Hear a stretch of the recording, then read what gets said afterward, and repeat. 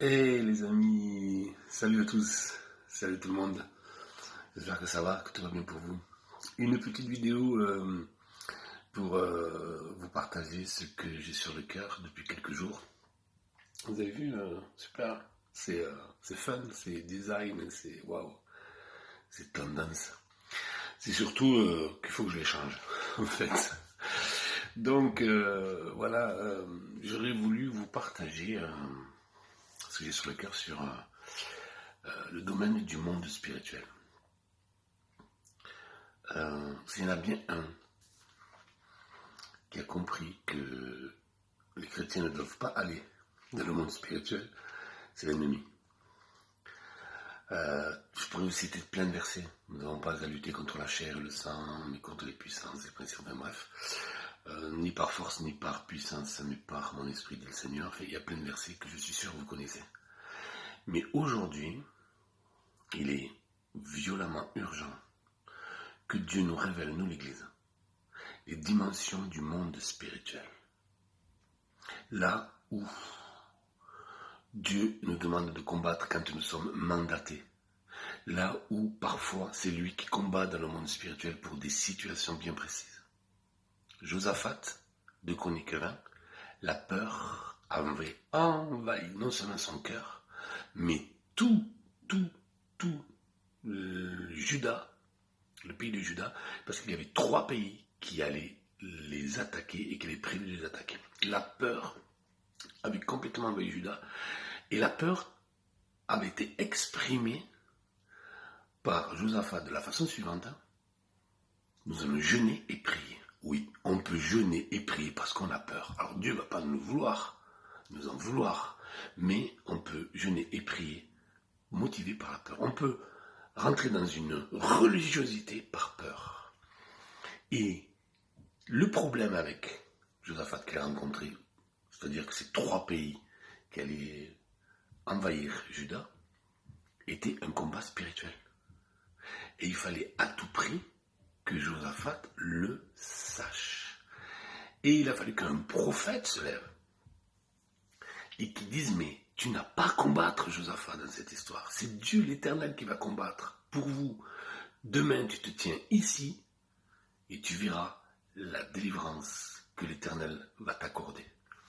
Effectivement, ils ont attaqué les 3 pays. Mais quand ils ont loué l'Éternel, car sa miséricorde dure toujours, il y a eu un désastre du côté de l'ennemi, l'ennemi a été vaincu. Pourquoi c'est spirituel?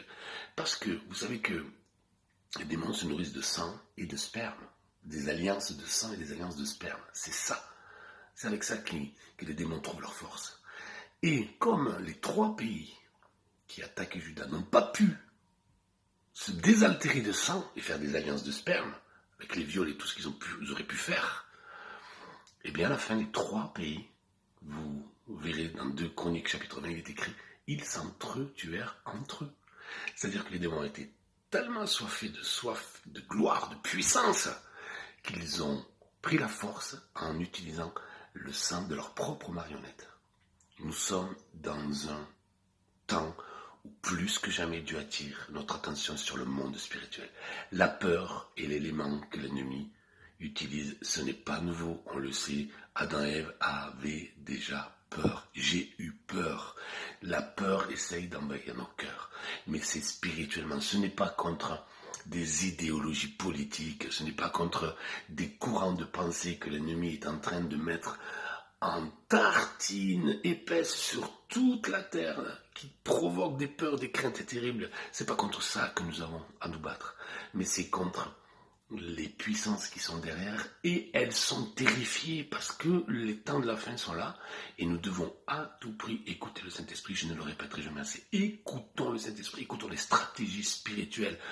Comprenons, réalisons, discernons le monde spirituel et qu'on puisse combattre le bon combat de la foi, de la révélation du Saint-Esprit, celle qui nous donne vraiment de triompher parce que Jésus règne et régnera toujours. Donc ne nous trompons pas